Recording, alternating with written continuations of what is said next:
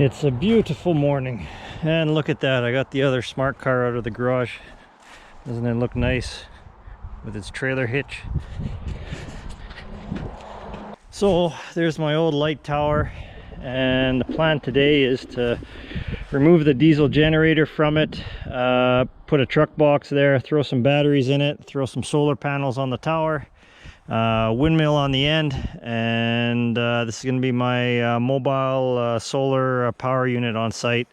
Right now I'm spending $400 a month on gasoline just for the generator. I went and got two 400 watt panels, two 200 watt panels that'll give 1200 watts of charging with solar, and I also got a 1000 watt wind generator that's going to mount on the top of the tower. When the tower is vertical, it can raise up to about 40 feet, which should be good for the windmill. Whenever you don't have sun, you have wind. So on the days where it's not charging with solar, it'll be charging with wind. First step will be to remove the diesel generator. I'm keeping the engine and maybe the generator too, because that's a pretty cool, I think it's a Deutz. We'll have to see. I think so. It's the only one that I know that has the crank on it, but it's also got electric start.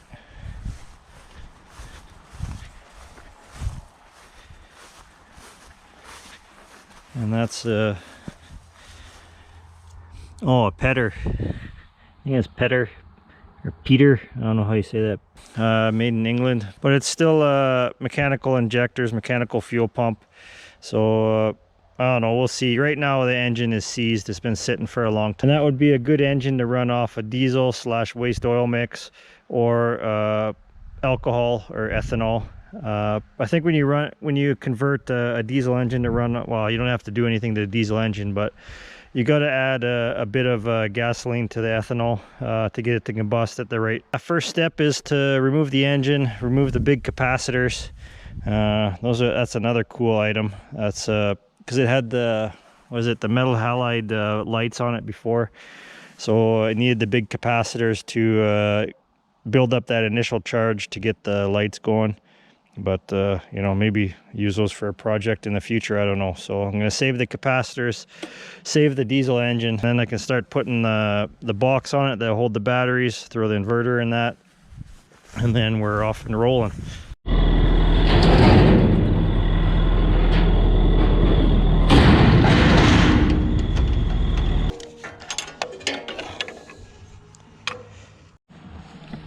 Okay, cross your fingers there's no zap.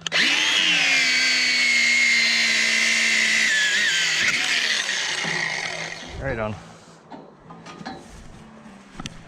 And cross your fingers no zap again.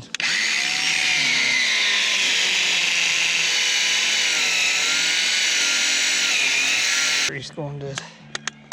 Darn it.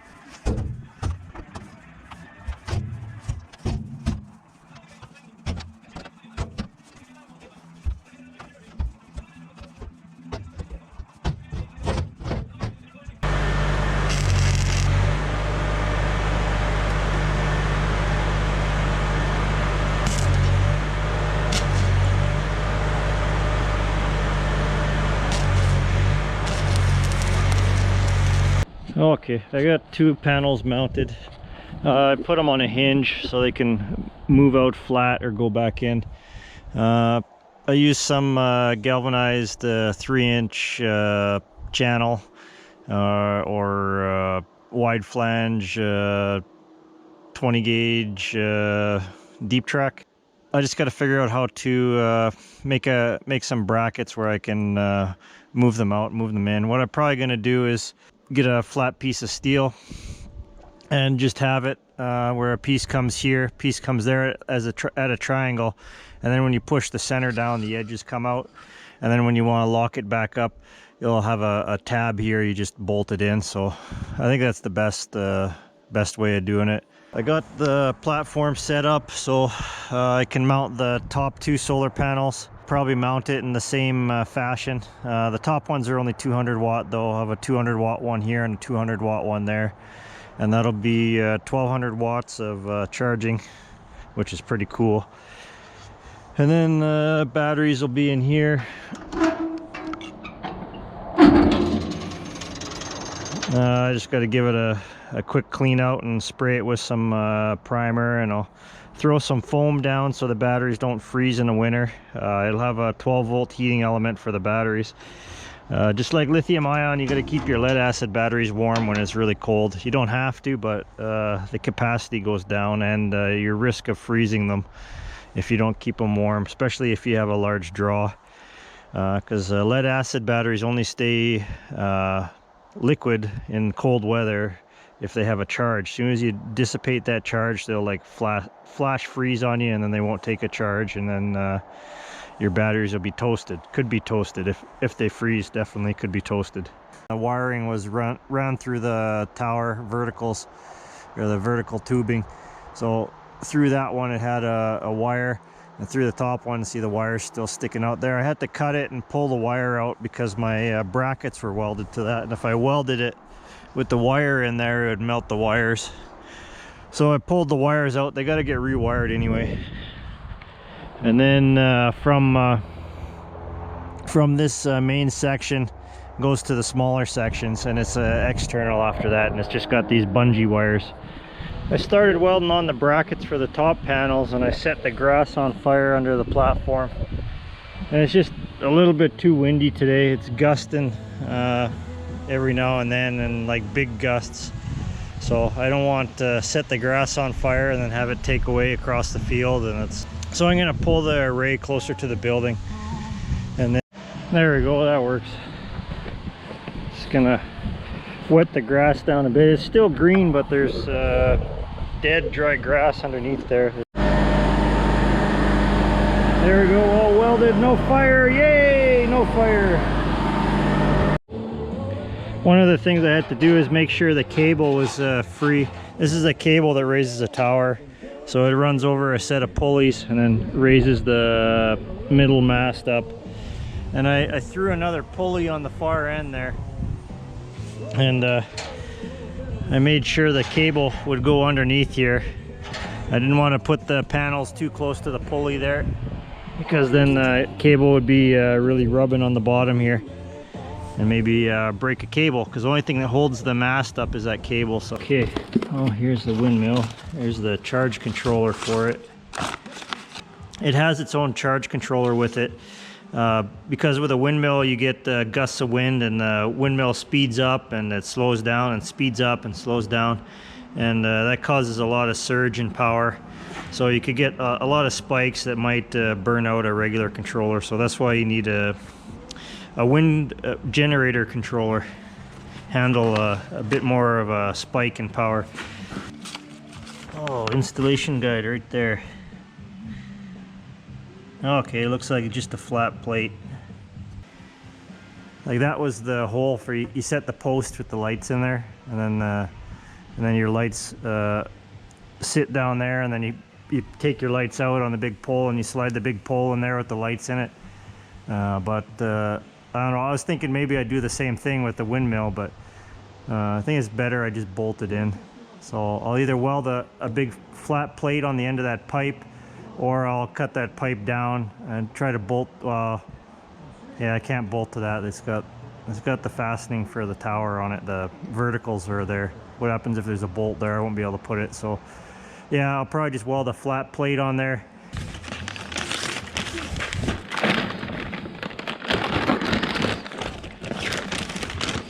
That's how you know it's a quality product, when they care about their packaging.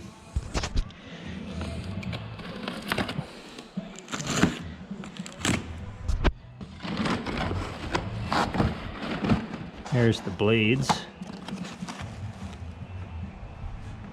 And there's the wind generator.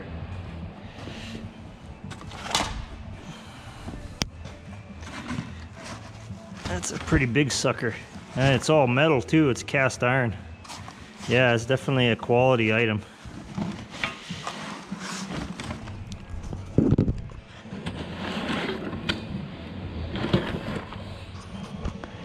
Such tiny wires coming out of it, but I guess they're pretty thick.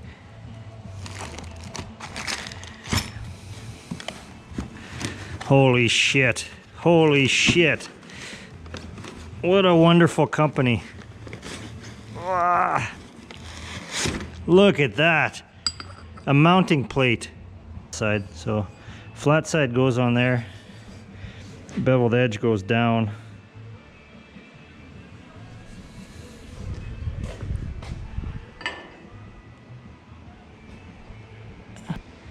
Yeah, what a great company. Yeah, great product, great parts. Very impressed. All I gotta do is work on the wiring. I'm gonna use the wiring from the lights, these stretchy cords. Maybe use 2 of them in tandem just to transmit the power down the line there. And then, yeah, I got a bit of stuff to cobble off there. You know, I'm not gonna need the plug-ins for the lights anymore, so that can come off. I might mount a yard light on there with a switch down at the bottom. I can just turn the yard light on if I need a yard light. Okay, so I got it figured out what was going on here. So power from where the generator used to be would come up one side of the frame,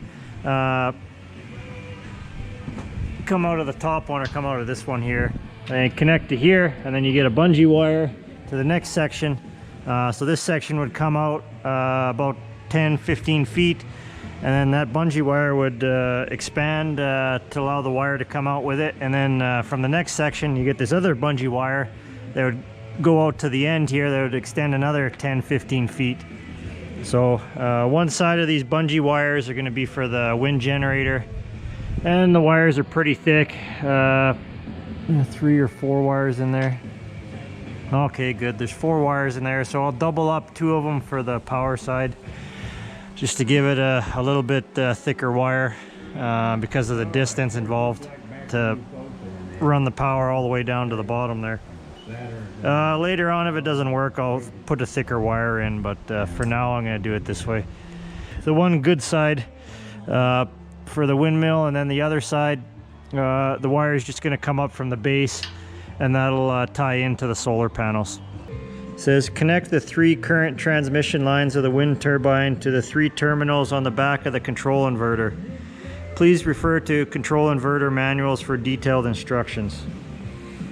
You know, so the 3 green ones attached to the 3 red ones on the wind generator, and then you do the negative and positive to the battery.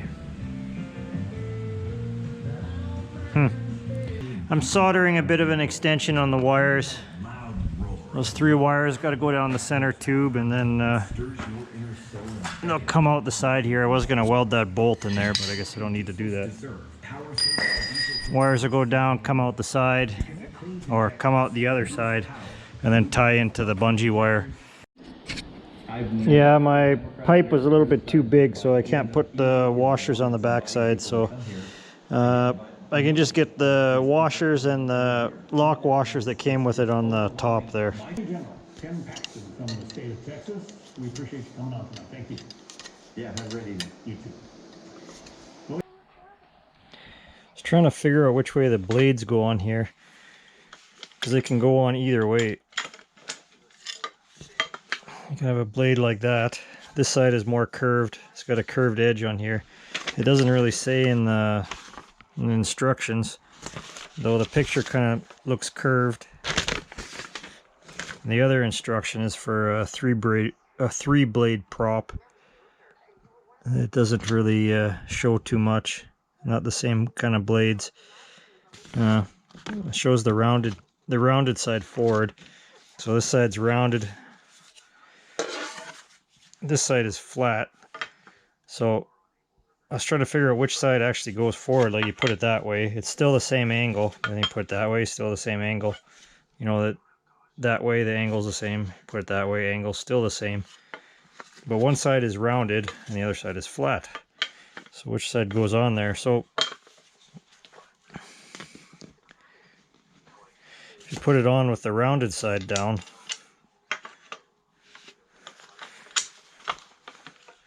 then the screws aren't long enough. But if I put it with the flat side facing forward, so flat side facing forward, then the screws are long enough. So that's how it's supposed to go. So if you get a kit similar to this, the flat side is supposed to face forward. Okay, I got the wind turbine mounted. Got the blade on it. I'm just checking where it may hit. Like say there's a strong wind and it torques on the blade. I don't want it to hit that little edge there, so I'll trim that down a little bit too close to the blade. And the mount for the bungee wire there, I'll have to cut that shorter, so I'll cut it off and I'll weld it in. Maybe I'll just weld it right flat on there. So this big bungee wire is going to be attached to this top mast here. It'll be attached here, but when it's up in the air, this wire is going to be stretched out, you know, and then when the wind hits it, it's going to be going like that. So I got to make sure this center mast is out far enough that I can zip tie that bungee wire on there. So when it's whipping around in the wind, it's not going to whip over and then a blade hits it and then it gets caught on it and breaks a blade. Oh, okay, it's a beautiful morning again. I put a lock on the box, welded some angle over the hinges so someone can't just go beat the hinges off. I was thinking of making it like a safe with a little pin in there, so 2 pins, so when you close the door the pin goes into the hole on the side there, and then even if you take the hinges off you can't get it off. But maybe for another day. And I made a mount for the puck lock, made the surround for it. I'll cut this piece a little bit smaller so it matches up with the puck lock. That's just so someone can't go with a drill and drill out the puck lock. And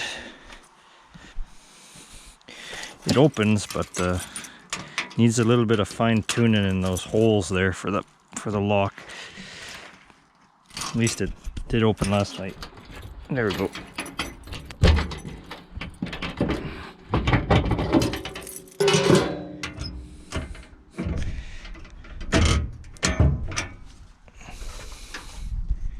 So I got the batteries mounted. I got the inverter just sitting there. And I got 2 charge controllers there. I don't have the proper charge controller. So just these 2 panels here, that's 800 watts. And then the ones on the top, that's 400 watts. So those 2 panels on the top there can put out 30 watts. So just for those 2 top small panels, this controller is probably good. But for these 2 400 watt panels, that's probably like 40 amps. Did I say watts? Yeah. So those 2 panels put out 30 amps. These big panels put out about 40 amps. So I don't have a charge controller big enough, so I'm gonna wire them in tandem. So the power coming in from the panels is gonna run right into the charge controllers. I'll just combine them both, and hopefully it's not gonna burn out the controllers. And then when I have a 60 amp controller coming, might be a 100 amp controller, can't remember what I ordered now. So I have a larger charge controller coming in the mail, it just hasn't got here yet. And then when it gets here, I'll install that, and then no worries. But for the meantime, I want to get the thing up and running. I could just not connect one panel, I guess, and then it'd be fine, but I want to see how much it charges with all the panels, and if it works by wiring in the charge controllers in tandem, because a larger charge controller is super expensive, but these smaller ones are cheaper. So if I can wire them together, like the inputs tied together, and then each one will handle like, you know, 30 amp there, 30 amp there, and then I'm good for 60 amp, maybe. I'll see if it works like that. And then the windmill has its own charge controller, so I'm not worried about that. That'll come in and I'll just wire in the charge controller that'll charge the battery separate. So it'll be like multiple battery chargers connected to the same battery.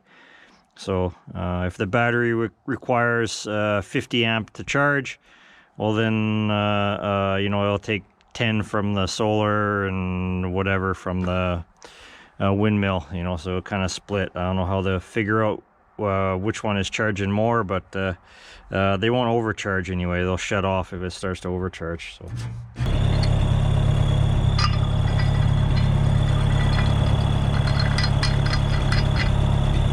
There we go. There we go.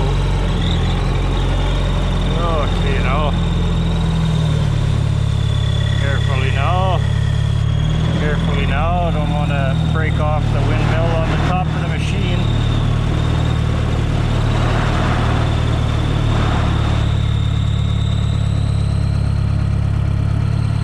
It's a crazy trailer, this thing it is. Crazy trailer. Yeah, I guess that's why they went to smaller masts on these light plants. If you have that big long mast, that's harder to deal with. Drive around a corner and the mast sticks out from the side of your truck and hits oncoming traffic.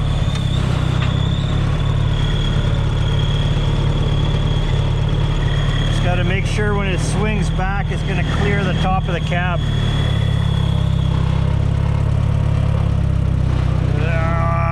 Don't turn, windmill. Shit. Yeah, you gotta go up higher. Yeah, it's gonna skid on its back bumper all the way there. Because the alternative is I break off that windmill. Fuck. And I'm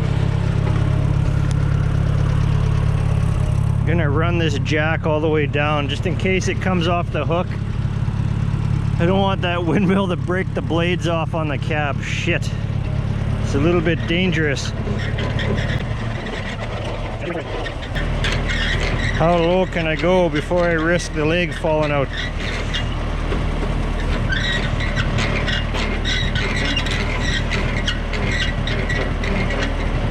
Okay, it's as far as I'm going to risk it, and that should do it.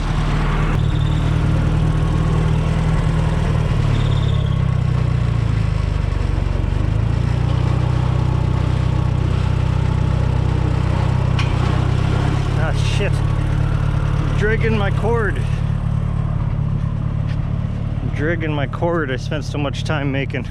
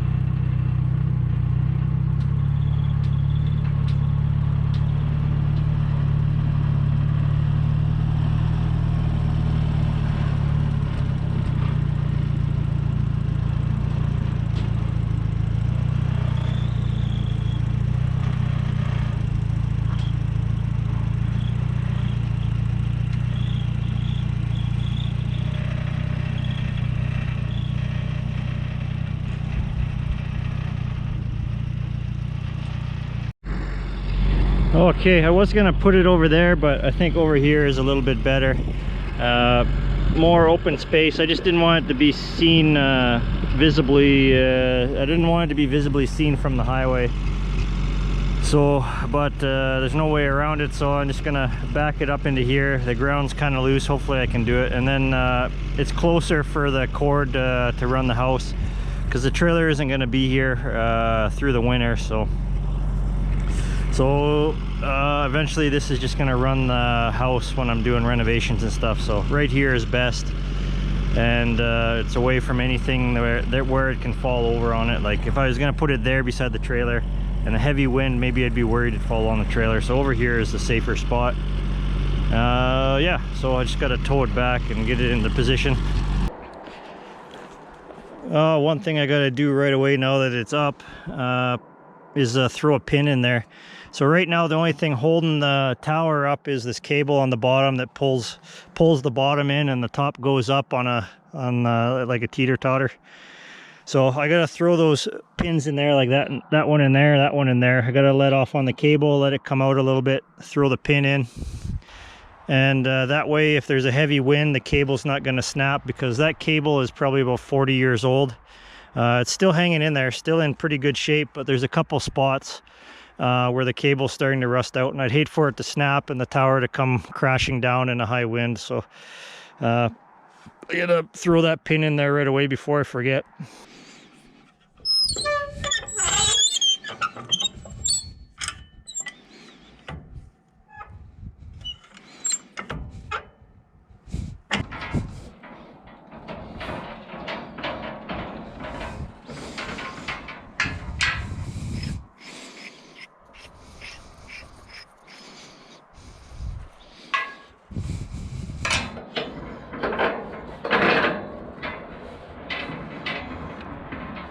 Okay, so I'm wiring in the inverter. I'm using a pretty thick cable. This is a welding cable.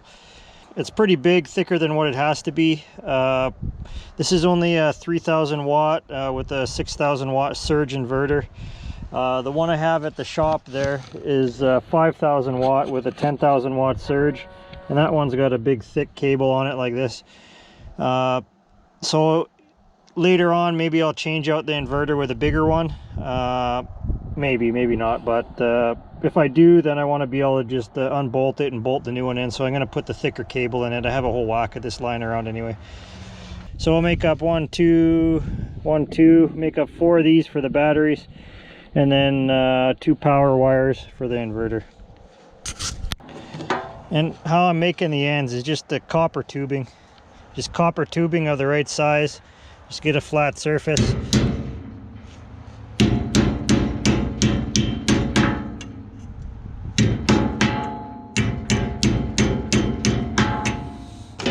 Flatten out the end where you want it, and you could even drill it out at that time.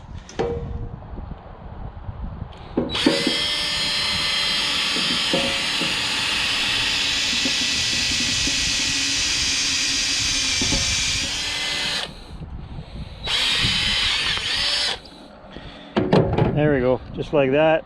And then cut it off where you want to cut it off.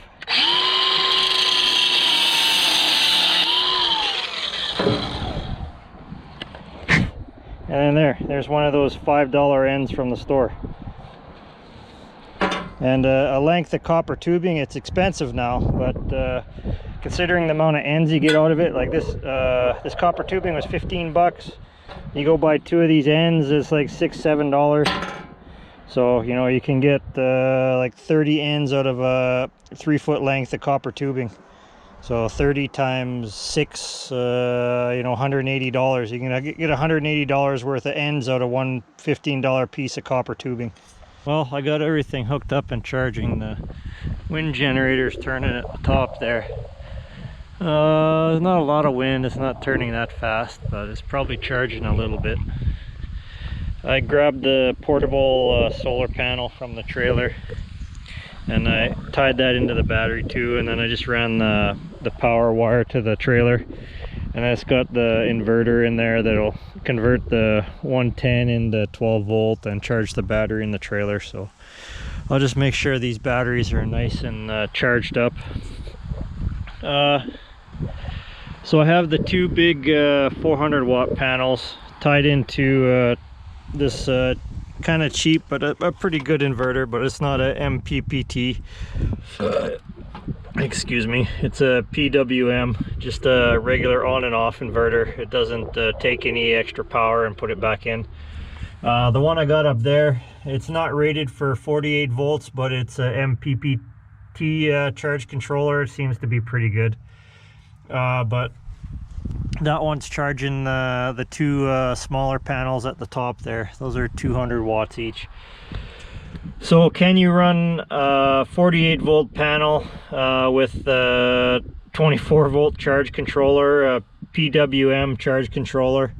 And yeah, you can, but you don't get as much amps out of it. So there's 16.3 amps. That seems like a lot less amps than what I should be getting out of those two panels. So how a PWM controller works, it's just like it just turns it on and turns it off, turns it on and turns it off. So if you get to 14.1 volts, it shuts it off. It drops a little bit lower, it turns it back on. So it just turns the voltage coming from the panels on and off. With a MPPT controller, whatever extra voltage it's not using, like say you have a 48 volt panel and you're charging at 12 volts, well, it takes whatever the excess is and puts it back into the battery, so you're not just losing a bunch of voltage like you would lose with this one. Because the job of a charge controller is to take that 48 volts, because the job of a charge controller is to take a higher voltage and put it into a lower voltage. So with something like this, where it's just an on and an off switch, you lose a lot of your charging capacity if you put a high voltage panel on a lower voltage battery. So if I had a 48 volt batteries, I'd be getting a lot more amps from those panels than I would with taking 48 volt and put it into a 12 volt battery with this style controller. But if I had it connected to the MPPT controller and run it into the batteries, even if those panels are 48 volts and my batteries are 12 volts, I can still charge it no problem, and it would take whatever extra voltage, because those panels, so they're charging at 48 volts, so they're probably putting out like 50 some volts right now. You need about 5 volts over what your batteries are rated at. So if you have 48 volts, you need like 53 volts to charge. So your panels will be putting out 53 volts or higher. Those are probably even like 60 volts or something is putting out. So it's a lot higher than 48 volts what the panels are actually putting out. But don't worry what the voltage of your panels are so much as you need to worry about what the voltage of your charge controller is. So if it can handle 48 volt, so if it can handle a 48 volt panel, then you're all good. You can charge 12 volt batteries, 24 volt batteries, 48 volt battery banks if you connect them in series. So your panels can be a lot higher voltage than your battery.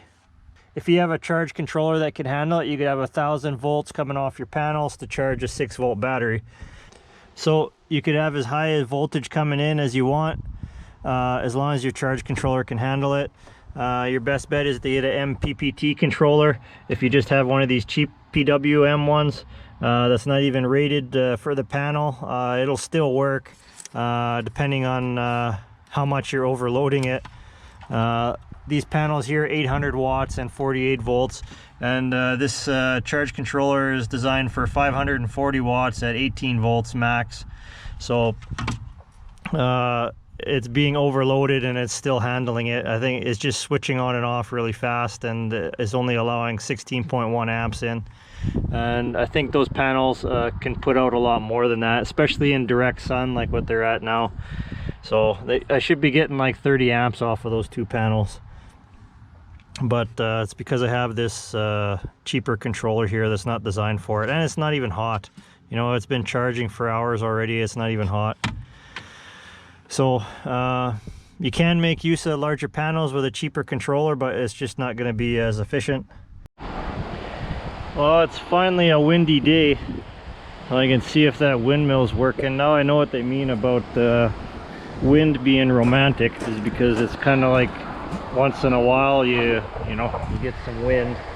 Probably better just to spend the money on some extra solar panels. And the wind is at 18.3 kilometers. Probably a little bit more on the top there because the trees kind of block the wind.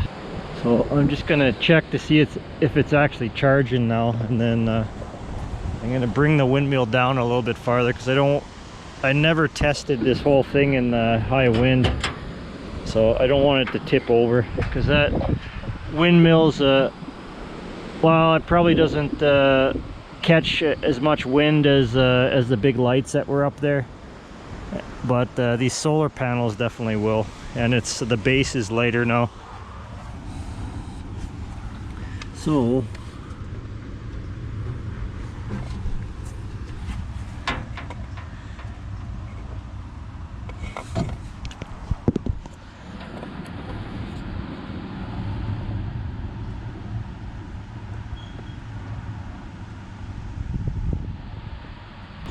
I don't know, maybe if I hook it up to one of these charge controllers, I can tell how many amps are coming in. But it needs the 12 volts there to get the thing going, because it converts AC to DC.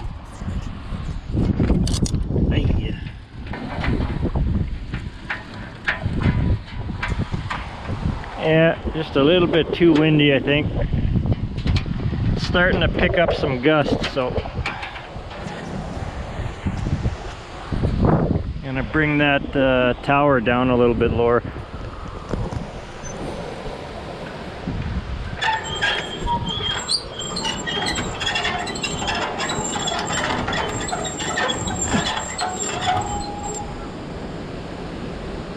And it's not coming down on its own, is it?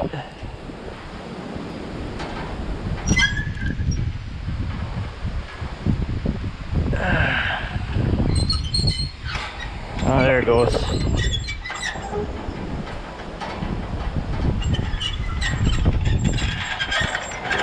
Well, the little tower on the top isn't coming down. You see the slack cables there?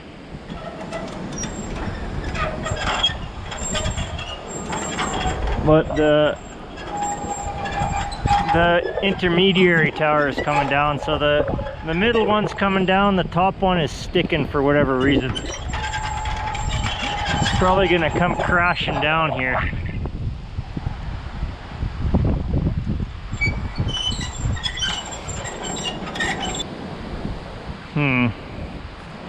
Wonder what it's stuck on. Well, cross your fingers it doesn't tip over, I guess.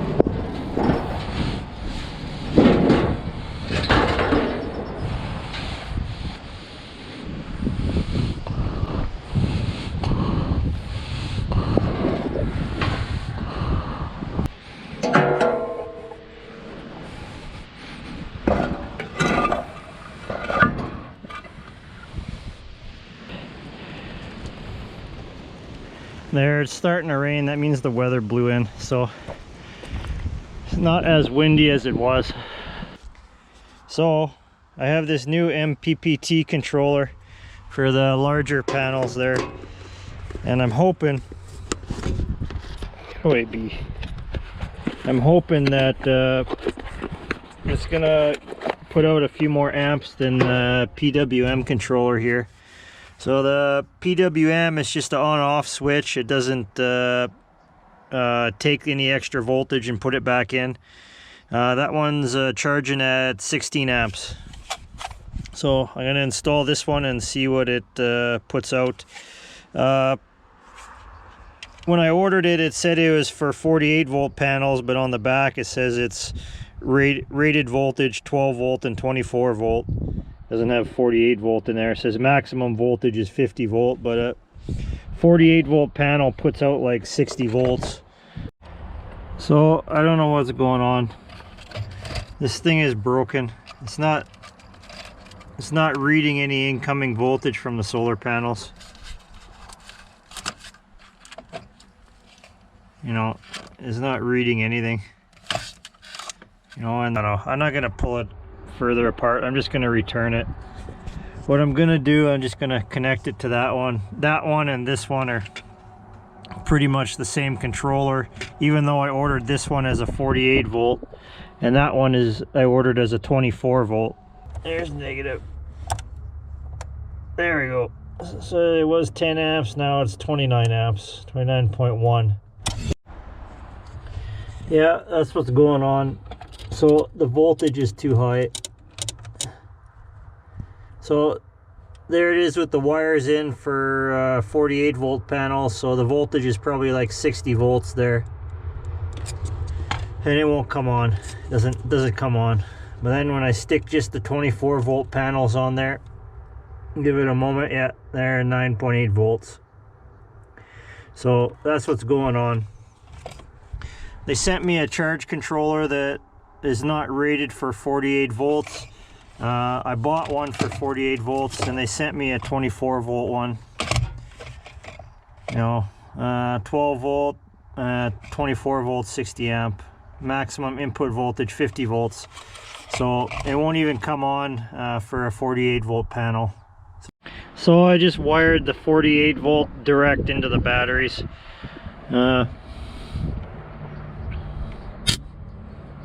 Yeah, shouldn't leave that wire out. That's a negative. So I don't know. I might keep the controller or return it.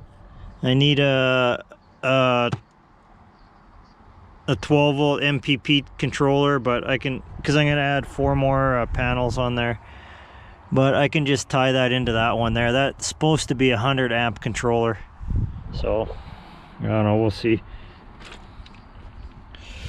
So I'm going to try to get that windmill unstuck and then lean the tower down, and probably I'm going to hook that controller up more near the top and then wire the 12 volt in down lower. Yeah, because I think that's what's going on. So these 3 wires are from the coils up there, and there's such a distance of wire coming down that it's just not charging. I mean, it's charging, but it loses so much voltage coming down the line that it's not even worthwhile, I think. So that little controller box has to be near the windmill for it to work properly, I think. So yeah, I'll try to get the tower unstuck here and get it coming down.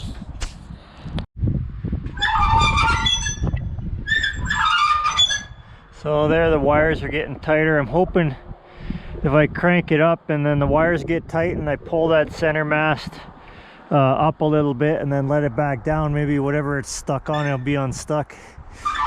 So that's the plan anyway. So it's sticking on something and I don't know what. And to know what it's sticking on, I gotta crawl up there to unstick it. Okay, let's see if I can see what the issue is here.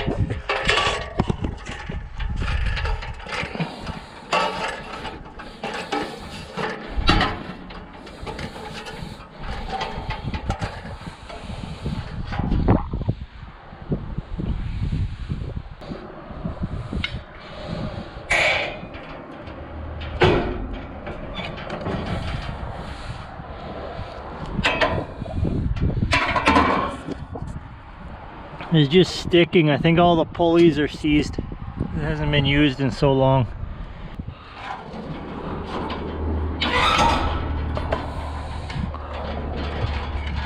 There, it's sticking a little bit.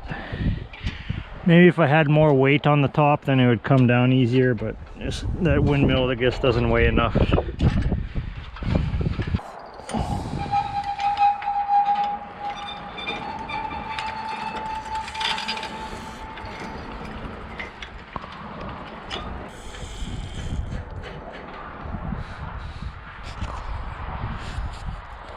Okay, now I just gotta crawl up there to the top electrical box and wire in that controller.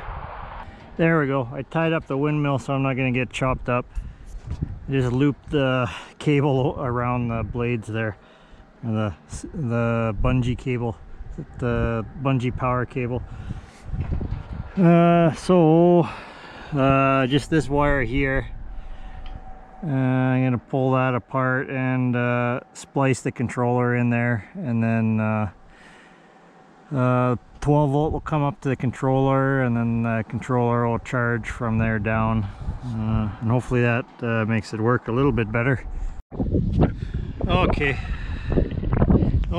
I got it wired in, and the green light is on. Yes, I do believe the green light is on.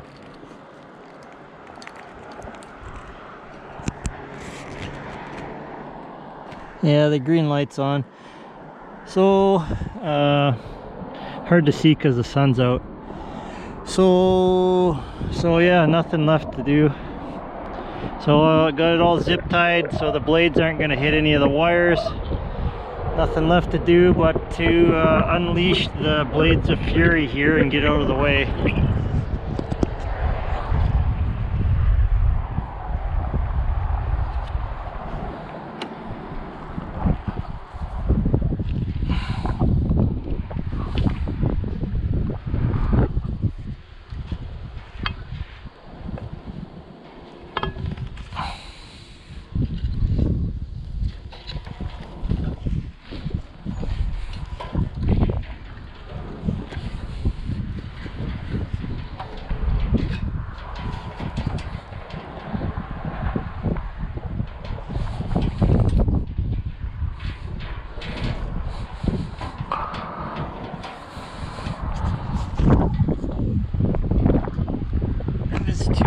Bright, I can't see if the fault code or the fault light is coming on the windmill there.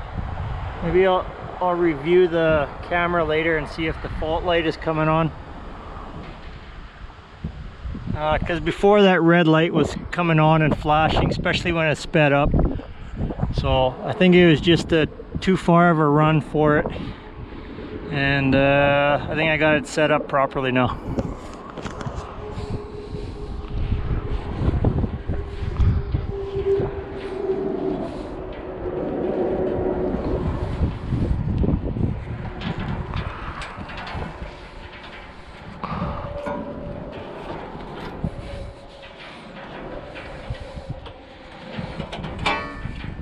For now. So what happened here, why I had those cut apart, because I used these connectors from a different solar panel, and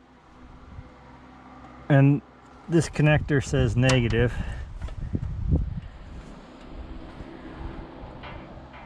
Or no, I was looking at the, okay, so on the little tag here it said positive, on the other side it said negative, and then you go look on the back of the panel here.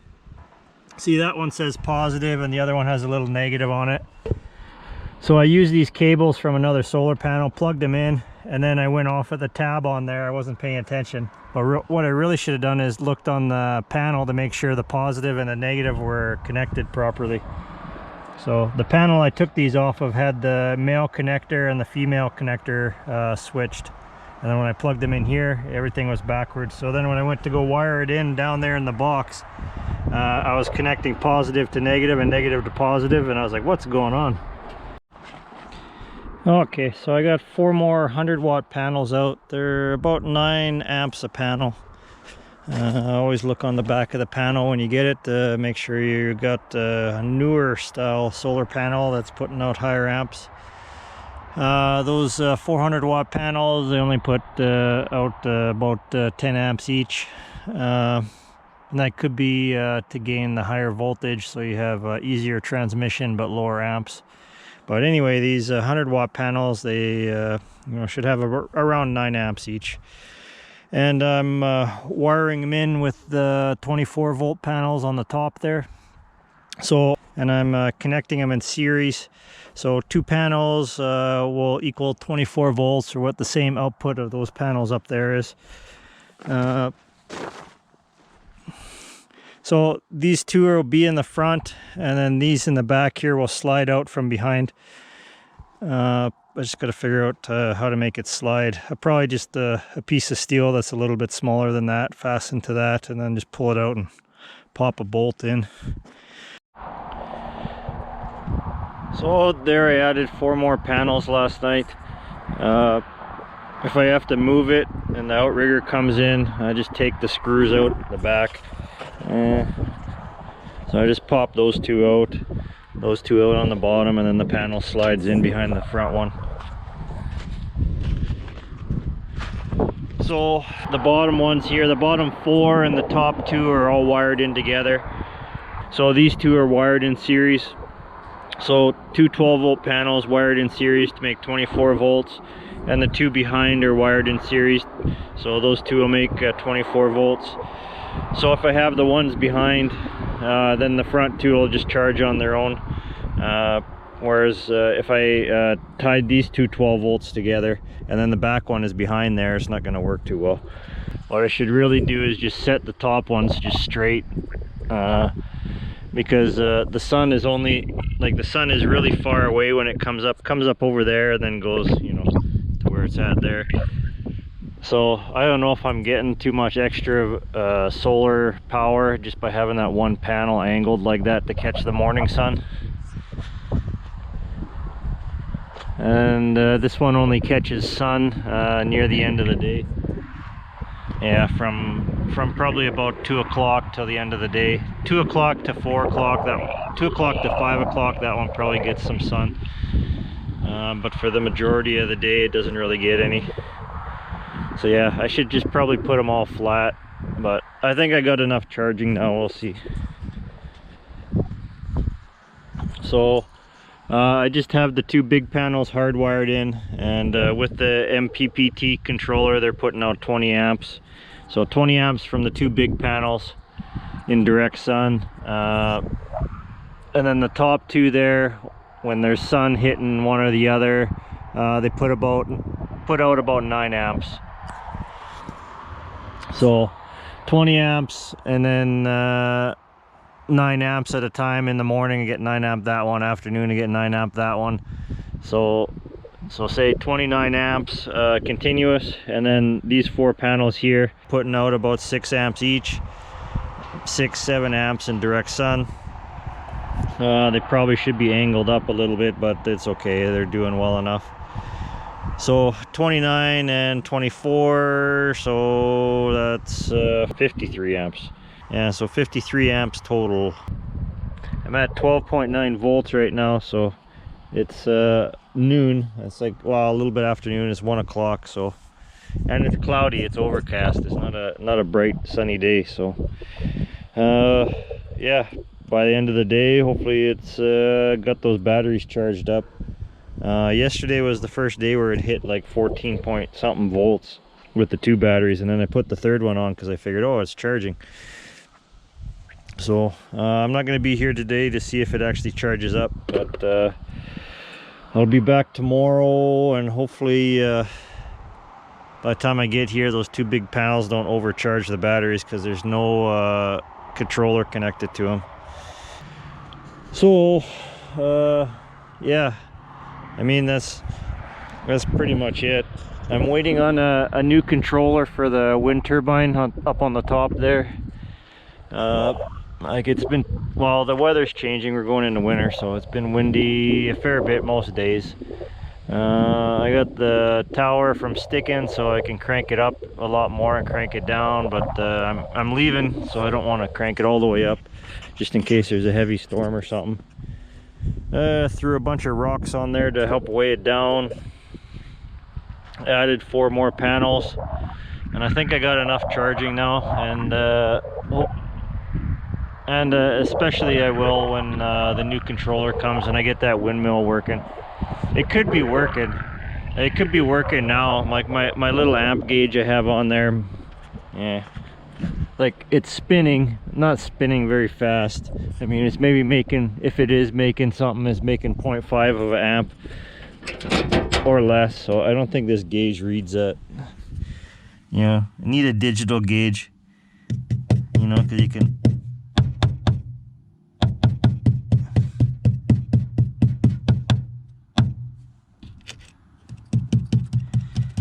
Like, maybe it's making an amp, I don't know.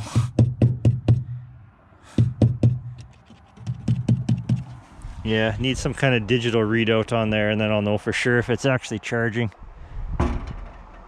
So, who knows? But when I get the windmill going, it should be another, I don't know, 10 amps.